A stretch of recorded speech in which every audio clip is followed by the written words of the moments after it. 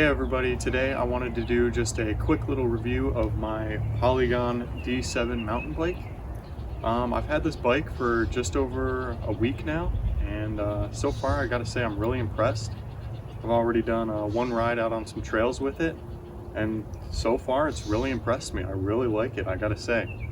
When I got the bike, the box it arrived in was a little banged up, but I really gotta say, they did a really good job packing this thing up. Nothing was scratched, nothing looked damaged. Everything's working great right out of the box. I didn't have to do anything other than put the bars, the dropper post and the seat on, and also the front wheel and the pedals, of course. And it was ready to go. It took me about half an hour. Might take you longer, if this is your first time ever setting up a bike, but other than that, it was really easy. I got the bike from Bikes Online, which is a retailer based in California that sells these Polygon bikes. And originally they had said it was going to be about 3 weeks till I would get the bike, and I got it actually in about 9 days. So that was really great because I'm trying to get this thing for a trip. I'm going down to North Carolina later this year. So you guys will get to see this bike again and hopefully do a more intensive review. So as far as specs go on this bike, there's nothing super crazy fancy because of course this is a budget end bike. But to get started, we have a RockShox Recon fork with 120 millimeters of suspension. Of course it has that little lockout knob here. So far that's all worked great. And then in the rear here we have our RockShox Deluxe Select rear shock with 45 millimeters of travel, and that also locks out with this top knob here for when you're doing some super big climbs. And that's it for suspension. So far nothing's really bugged me too much about it. It's all worked great. I did have to fill up the rear shock to about 220 psi, so that's a little bit on the high end, but that was just to make sure my sag was all set correctly on that shock. And it's a little bit harsher on some of the small bumps, but it doesn't really bother me too much because I am coming from a hardtail. And then for our seat here, we just have a basic Entity seat, nothing fancy. It gets the job done. It's a seat. And then of course that's on a dropper post. Dropper works great. It's a Trans-X dropper post, so again, nothing super fancy. It's a budget end bike, but it gets the job done. The little trigger for that dropper, it's a little bit of metal, a little plasticky. It's nothing super great. It's a little cheap, feels a little cheap, but it works. So I might be replacing that at some time. But it gets the job done, like I was saying. And then of course we have some of these Knobby Nick 29-inch tires on this bike. For someone coming from a 27.5-inch tire mountain bike, I was kind of surprised how much it didn't really, I didn't really notice it that much. Because, I am a little bit taller, so it wasn't a huge change for me, but it might for some of you smaller guys out there. I know my friend rode the bike and he said it was super crazy for him, super huge difference, but it didn't really affect me.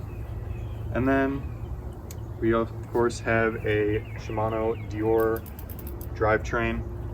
It's kind of low level on the, I wouldn't say low level, but base level on Shimano's stuff. But it's cheap, so if you break something, you're not breaking the bank trying to replace it.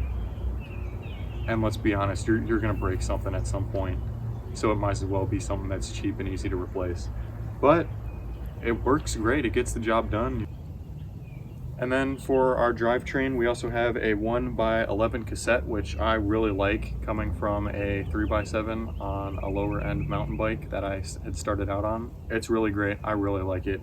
You got that super huge low end plate for when you're doing those super steep climbs, and a nice smaller tooth cassette when you're up at those super steep declines, bombing down the hill, hitting some jumps.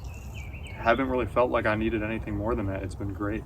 And then up in our cockpit here, we have some super wide bars. I don't know exactly what width they are, but they're pretty wide. I haven't hit them on any trees yet, luckily, but they are definitely really wide.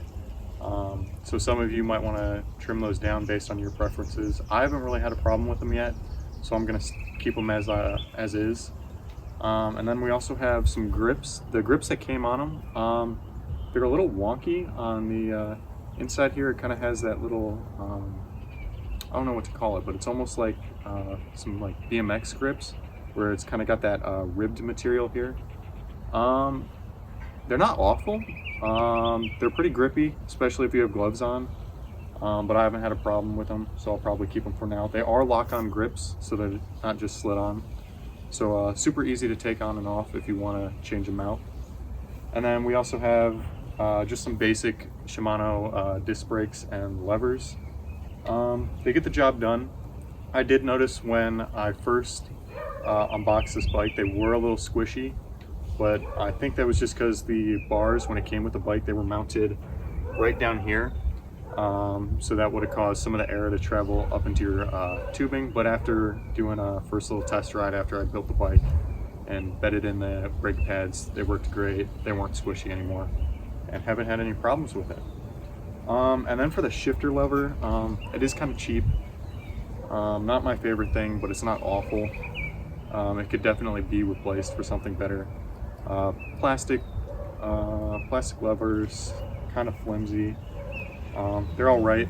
They get the job done, but again, not amazing. It's a budget bike.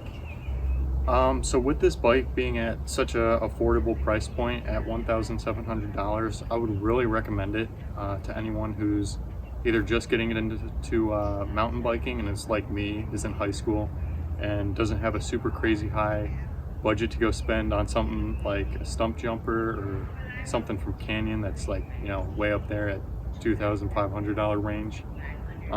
This bike, really affordable, great bike. Definitely would recommend it for any beginner or even some of those intermediate guys who just need something to step up their game.